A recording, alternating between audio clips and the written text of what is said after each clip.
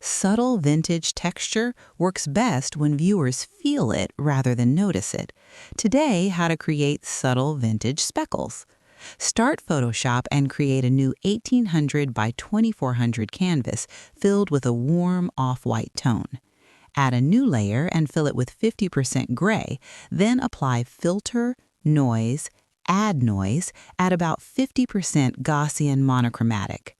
Change blend mode to overlay so the speckles merge gently. Reduce opacity to around 40%.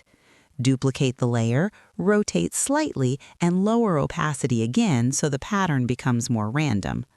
Apply Gaussian blur at roughly 0.7 pixels to soften hard